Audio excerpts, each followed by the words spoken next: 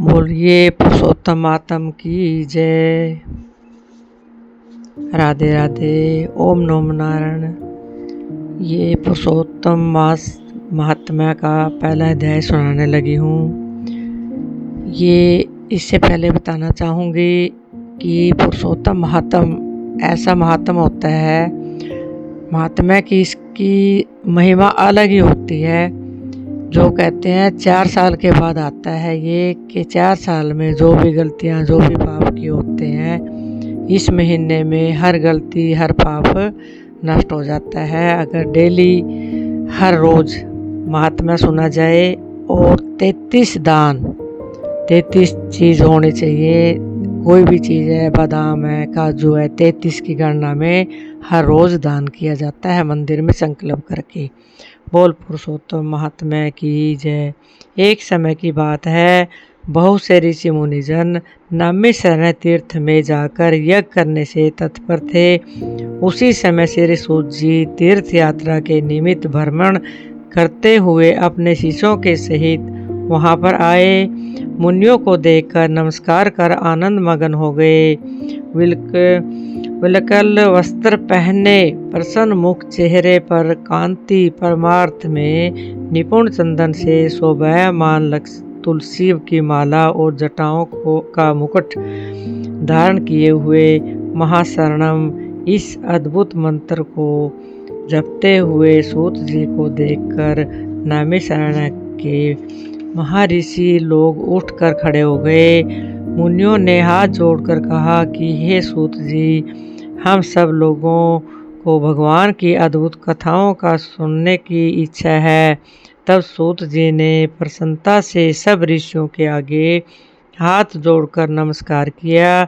ऋषि कहने लगे, हे सूत जी, हमने आपके लिए सुंदर आसन बनाया है, आप इस पर बैठिए। आप बड़े भाग्यशाली हैं। आपने गुरु की कृपा से भगवान के रहस्यों का वर्णन करने की शक्ति प्राप्त की है। इस संसार में हजारों बातें सुनने योग्य हैं, परंतु उनमें जो भी सार वस्तु को संसार सागर में डूबते वो को पार करने के लिए जो शुभ श्रेष्ठ कथा आपके विचार में हो वही बताइए। शौनकादिकों के पूछे जाने पर सूत जी कहने लगे, हे विप्रो, मेरे वचनों को सुनो। मैं पहले पुष्कर तीर्थ गया, वहाँ से हजारों तीर्थों में होता हुआ हस्तिनापुर गया। वहाँ राजा परीक्षित अपने राज्य को छोड़कर अनेक महापुण्य ऋषियों के साथ गंगा किनारे जा रहे थे। उनमें अनेक सिद्ध योगी और महासिद्ध मुनि थे। मैं वहाँ पर उस समाज को पूछ ही रहा था कि वहाँ श्री कृष्ण भगवान के चरण कमल मन में लगाए महामुनि व्यास जी के पुत्र सुखदेव जी पधारे, जिनकी 8 वर्ष की आयु शंख के समान, कंठ ऊंचे और चिकने केशों से घिरा हुआ, मुख, तीर्ण कंधे, चमकती हुई कांति थी। वह अद्भुत वेश ब्रह्मा स्वरूप थे। ऐसे महामुनि सुखदेव जी को देखकर सब मुनि हाथ जोड़कर खड़े हो गए। तब मुनियों के बनाए हुए कमल चक्र जैसे ऊंचे आसन पर सुखदेव जी को बिठाया गया।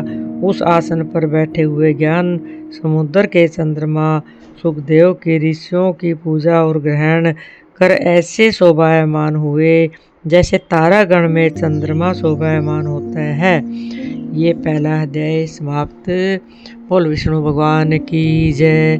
श्रीमन नारायण नारायण नारायण, बद्री नारायण नारायण नारायण, केशव नारायण नारायण नारायण, सत्य नारायण नारायण नारायण, ओम नारायण नारायण नारायण।